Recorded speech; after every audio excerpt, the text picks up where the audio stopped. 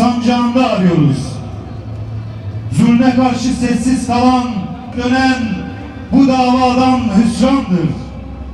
Şimdi laleler yetiştirir kanımız bizim. Laleler yetiştirir kanımız bizim. İnsan uzat elini uzat, bak işte Kur'an.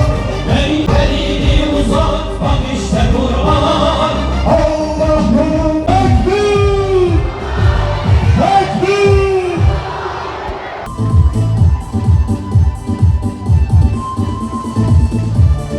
Canlıydı. Akşam inşaat vardı. Şey yapamadık. Kalbim kıpkırmızı atıyordu. Peygamber sevdi. Allah'a kurban olayım. İstiyoruz. Seve seve istiyoruz.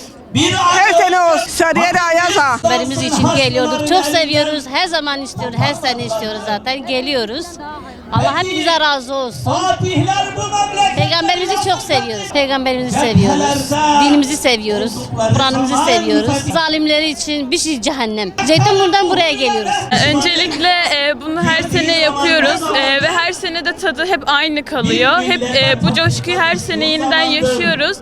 Umarım da böyle olmaya devam eder. Çünkü ümmetimizin buna gerçekten ihtiyacı var. Bu değerlerimizi yeniden hatırlamaya.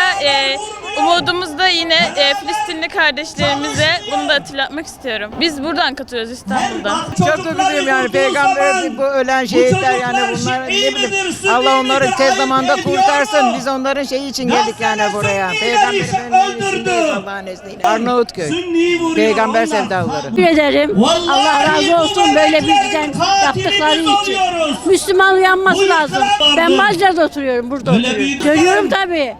Toplumun içindeyim zaten. Güzel bir duygu. İnşallah her zaman böyle kutsalama olur. Net olarak bize verildi. Her zaman da Allah yolunda olalım ya Rabbi. muhafaza Gençlerimizi, etmemiz ümmeti lazım. Muhammed'i de ya Rabbi. Bu ümmetin Allah içinde razı olsun Kürt bu olur. programı yapanlar. Türk, İstanbul'dan Arap olur, katılıyorum. Şii Her zaman da Allah olur, yolunda Sünni geziyorum. olur, Görevliyim. Çok heyecanlıyım. Çok güzel geçiyor etkinlik. Peygamber Efendimiz anlatılmayacak bir kişi. Her şey yani tüm iyilikler onun içinde diyebilirim. Allah'ım da can vermesin.